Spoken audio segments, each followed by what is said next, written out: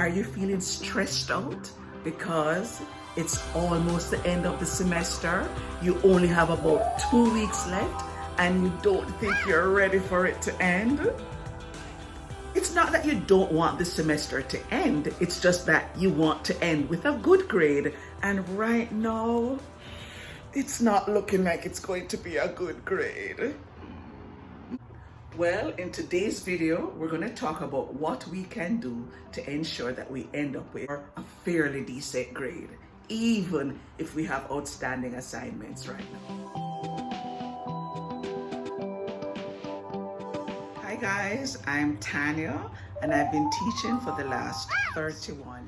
I've been teaching college and university students for the last 27 of those years, and I know what it is like at the end of the semester when the stress is high and the anxiety is even higher. So what I'm going to give you today are 5 strategies that you can use to ensure that even if you haven't done all your assignments, even if you have outstanding assignments, these strategies will help you to finish your semester strong. So let's see what I have in store for you. Okay, so the first place to actually begin is with the course outline. Look at your course outline. That is strategy number 1. Look at your course outline. Now, sometimes at the end of the semester, students say, I didn't look at the course outline. So I want you to tell me right now, comment, let me know if you've looked at your course outline. And if you have, tell me why you looked. Is it because you were trying to find out when the semester ended, or were you trying to find out the number of assignments? What was your reason for looking at the course outline? And if you didn't look at the course outline, tell me why. Why didn't you look at your course outline? Is it because you just figured, well, whatever's important, the instructor will tell me? Now, because we're talking about strategies for success, the next thing you want to do is, after you look at the course outline, you need to take note of the number of assignments and figure out how many you've done and how many you haven't done yet.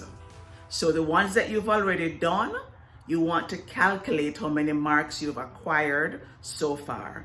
So as you can see from the example, there's a number of assignments. You see the number of assignments and you see the percentage beside each assignment. Begin to weigh and begin to measure yourself to see how much you've done so far. That will help you so that when you figure out how many are left, that will help you to decide on how much effort you need to put in the others. Because let's say you've gotten a C so far and you want to get a B, then it means that you have to work double hard on the next assignment. So you need to know how many assignments are outstanding. You need to know what's your grade so far, or how many marks, or what's your percentage so far. And then you need to decide on how much effort you need to put in the outstanding assignments. Now, once you have finished looking at your course outline, and once you notice that there's a big essay due, because most instructors give you some kind of big paper at the end. It may be a research paper, it may be a report, but what it is your opportunity to show off your skills. It's your opportunity to impress your instructor and to say, I know what I'm doing. And you need to approach it as if it's an exam, even though it's a final paper and not an exam, but you need to approach it with all the energy that you have. And guys, don't just begin typing right away. Plan first. Look at the question, circle the keywords, figure out what it is they're looking for, and if you can, be aware of how much each section of the question is worth. I know for me, in my interpersonal communication class, the last essay is worth 30% and 20% goes to just one question. Now, if you know the breakdown of the question, then it means that whatever weighs the most, that's what you must put your energy in. So one section of my final paper is worth 6%, one part is worth 4%, and one part is worth 20%. It means that you must write at least 3 times as much for the part that is worth 20%. And those are the kind of thinking skills you need to have. You don't have a lot of time, but you need to be strategic. So look for whichever section or whichever assignment is, or whichever part of the assignment is worth the most, and start there. And don't just begin typing. Plan. Look at it, circle the words, ask yourself, what are they looking for? Do they want this? Do they want that? Read around the subject area, take notes. Then after you've taken notes, you are ready to begin your first, not final, draft. Your first draft.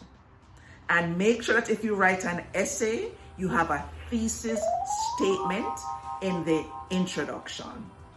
Every instructor expects that when you write essays. Whether it's criminology, philosophy, psychology, we all want to see a thesis statement. And it's a statement that summarizes everything. So if you were doing interpersonal communication and the question was, how has this impacted your learning?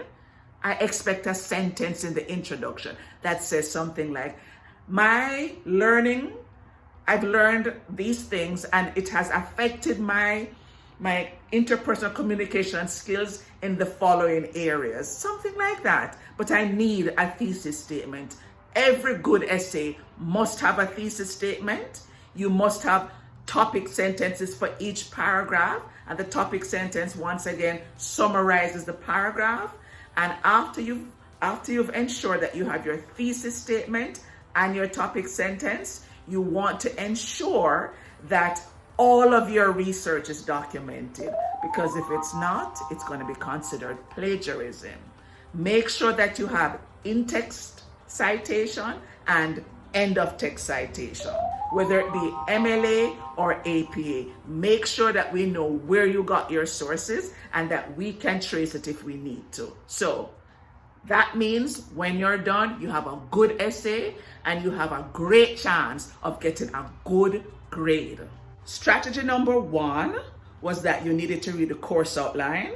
Strategy number 2 was that you needed to write a good essay because you have calculated your marks so far and you realize that you need to put a lot more energy into your essay, and you're going to ensure that you find the weighting in the essay and you put all your energies, or you put most of your energies, into the part that is worth the most in the essay. Now, the third thing you need to do is, if there's an oral presentation, and many instructors like to give you an oral presentation at the end of the course, if there's an oral presentation, you want to make sure that you are so prepared that once again, it's a wow. And that's not hard, guys. I'm going to put some links above. I don't know if it's the left or the right, but I'm going to put some links above so that you can watch some of the videos that I did in previous weeks about how to do an oral presentation. You need to be prepared, and you need to ensure that your attention grabber at the beginning of your speech wows your audience and just brings them in and make them want to listen. But you have to have a structure. So in the link below, I'm going to put the outline, the standard outline that you can use. And in addition to the standard outline, above you will see links to videos that you can watch. Once you do that, guys, you should have a wow speech. And that's very easy to accomplish. So make sure you have that ready. And once you do a good speech, you're on your way once again to doing very well and to finishing your semester strong. The next thing you want to take into consideration is group work. And usually there's a group work assignment, and that can be a little bit tricky. It can be a bit tricky because not everybody has the same approach to working. But one of the things I want you to realize is that even if you see group work one way and your group members see it another way, that is no reason for you to not get along. We live in a very multicultural society here in Vancouver, and one of the things we have to be aware of is our differences. But our differences are good in group work because it means that we come with different strengths. So if you have group work, the first thing you want to do is to recognize that some people are from a more collectivistic society, some are from an individualistic society. So people approach group work differently. So the first thing you want to do when you get together as a group is find out from each person, not are you individualistic or nothing like that, but you need to find out what are their expectations. Everybody needs to put their expectations on the table so that you're all clear. However, if you have group members who are not turning up, not doing the work, and you feel that this could affect your grade, let the instructor know and ask to be moved to another group. But group work can be such fun, guys. Now, comment below if you've been in a group before and it worked very well. I know sometimes when I say to students, do you like it? There's some students who say, I love group work.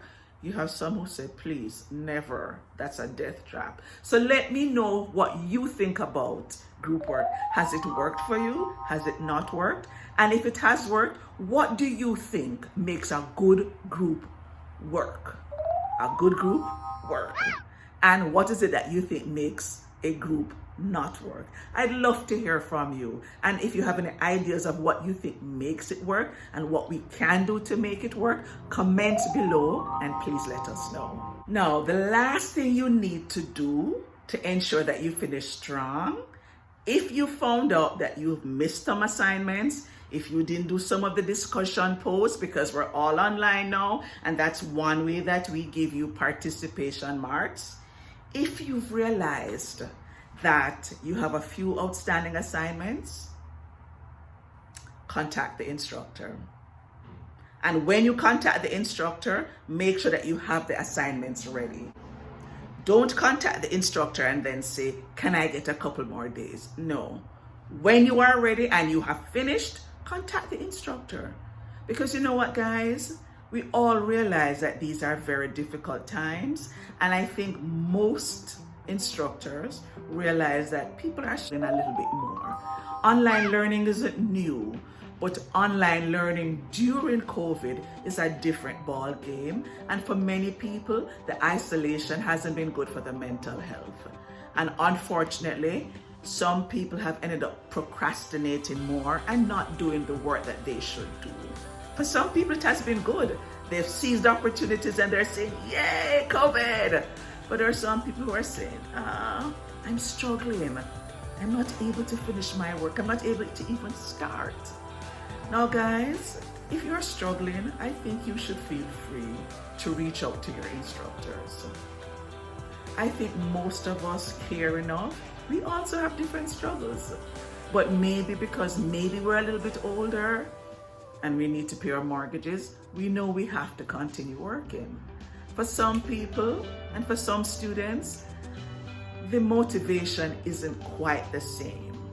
But I think if you really want to finish strong, if you want to finish, don't fall behind and say, well, it's too late, I haven't. Reach out to the instructor. More than likely, you're never going to get full marks because the assignments are late. But I think something is better than nothing. And if you've paid a lot of money to do these courses, don't throw it away. Do not throw it away. Like I said, we all realize that these are very difficult times. But be encouraged, guys. It's not over. It's not over until you say it's over. And if you can continue, and if you can just hold on, we're willing to help you. We are willing to help you to make it through. I think the average instructor is committed to your success. I know I'm committed to my students' success. So if you're struggling, reach out to your instructor and let them help you to come up with a plan so that you can finish. If you haven't done some of your discussion posts, post them now. I'm allowing that for my class. You may not get full marks because it's late. And for the student who posted 6 weeks ago and got full marks, it would not be fair to them if you post 6 weeks after and you get the same mark. But it's not too late. It's never too late. Right now, this is a grace period. COVID, it's a grace period. So if you want to post late, post. But communicate. Communicate first. If you post and you don't say anything to the instructor can easily ignore it. Be polite, be considerate. and be responsible, guys. Take responsibility. Don't say, oh, well, this happened, and just say, I didn't. Nobody is going to be hard on you if you say, I didn't. I should have. I could have. So take responsibility, guys, but let us all finish strong. Thank you for listening. And guys, if any of this made sense to you, and if you have other friends who you think could benefit from these tips, please share this video. This is for any college student who is feeling like, I don't think I'm going to make it. We can all make it. You just have to settle up. You just have to make up your mind. You just have to be determined. You can make it to that finish line. You are not going to waste your parents' money or your money. You are going to make it to the end. So let's hang in there. We only have 2 or 3 weeks to go, and we can make it. You can make it. So remember, like, share, comment, subscribe. Where you see my face, just press the button and subscribe. And until I see you in the next video, be safe and bye for now.